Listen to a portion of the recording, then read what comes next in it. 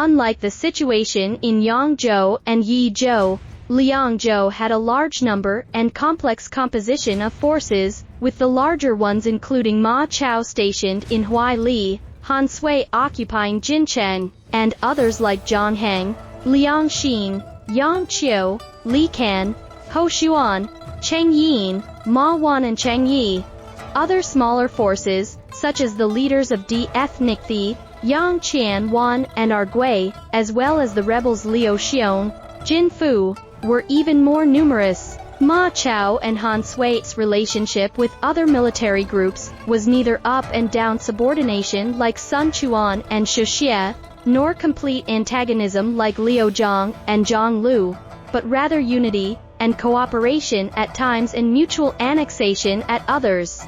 However, the fundamental interests of the warlords are the same, that is, they are willing to nominally belong to the imperial court, as long as they can maintain the status quo of Liangzhou. The imperial court should not come to attack Liangzhou, and they have no interest in attacking the Central Plains, so everyone can live in peace, while they continue to be the local kings. These people hoped that the more chaos in the Central Plains, the better. Ma Tang, Han Sui, and now Ma Chao are the elected representatives and spokesmen. The soldiers under these warlords were basically Liangzhou people, mixed with many local ethnic minorities like Qiang and Di. Once the chief died or left, they would seek to make their own way or submit to others, rather than leave their homeland. So Ma Tang only brought his family with him when he entered the court, while none of his subordinates were willing to follow. They understood that once they had no soldiers left at all, they were lambs to the slaughter.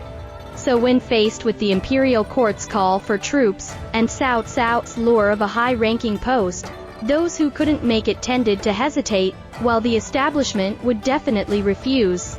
For example, Ma Chao was determined not to go, while Han Sui replied that he would see what happened. While Cao Cao intended to disarm these clique forces, Ma Chao and the others were nominally subordinate to the court, and had helped Cao Cao defeat hostile forces such as Gua Yuan, Gao Gan, and the southern Xiongnu. If he forced an expedition, he lacked a reasonable excuse. Cao Cao then claimed that he wanted to attack Zhang Lu in Hanzhong, but needed to pass through Guangzhou. Fearing that Cao Cao would take chance to eliminate them, Ma Chao and the others would surely rebel, and then Cao Cao would use this as an excuse to pacify Liangzhou. In the first month of 211 AD, Cao Cao promoted his eldest legitimate son, Cao Pi, to the position of Chief General of Household, equivalent to Vice Prime Minister, to help him deal with political affairs and make preparations before going on campaign. It happened that Shang Yao, a native of Taiyuan, had organized a rebellion in Daling that month, so Cao Cao sent Xia Hoyuan to lead Xu Huang to quell the rebellion. A month later, Cao's army conquered Daling, and Shang Yao was decapitated. Xia Hoyuan then ordered the massacre of the city in Daling.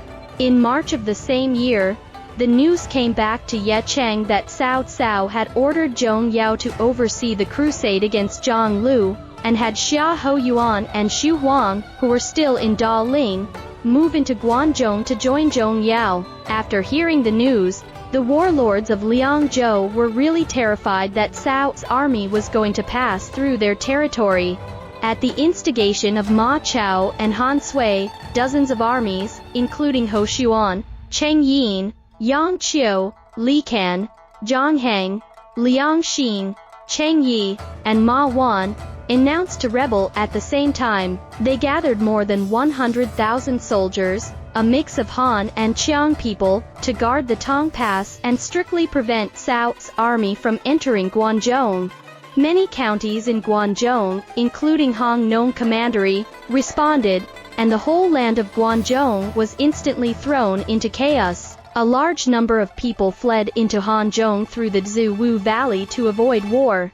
After Li Ju and Guasu's rebellion, the Guangzhou plain, which had not yet recovered, was once again reduced to an abyss of thieves and robbers.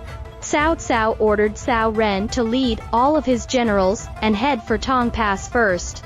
Before his march, Cao Cao strictly ordered Cao Ren not to engage in any fighting, but to stay under the pass to prevent the rebels from advancing eastward out of Tong Pass. In July, Cao Cao ordered Cao Pi to stay in Yecheng while he himself led the army westward, and in August Cao Cao arrived at the Tong Pass through the ancient road of Xiaohan. Cao Cao intentionally displays his army under the pass, posing as if he must enter Guanzhong from Tong Pass to draw the attention of the Guanzhong allied forces to the defense of Tong Pass, inducing them to continuously increase their troops to the pass in order to achieve the goal of annihilating the rebel army in one fell swoop. After nearly a month of confrontation, the allied forces were basically concentrated in the Tong Pass, and the hinterland of Guanzhong was already very empty.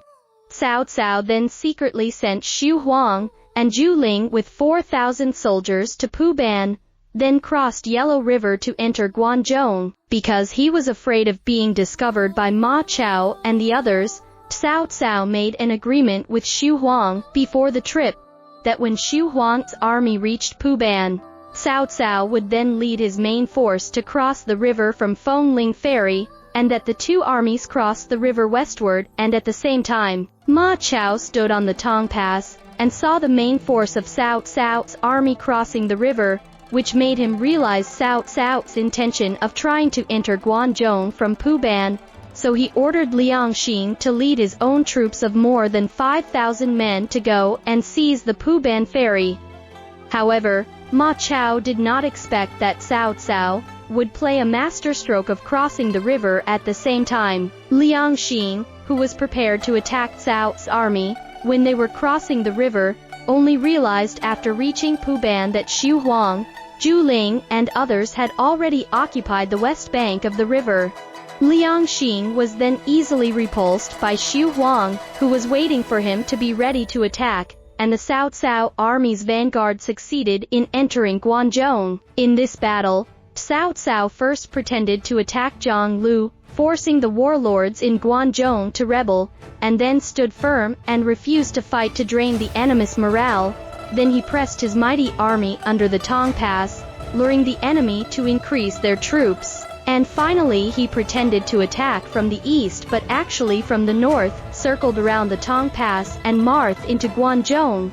It can be described as brilliant plans, showing the style of a great militarist, which can be called another classic in Cao Cao's military command career.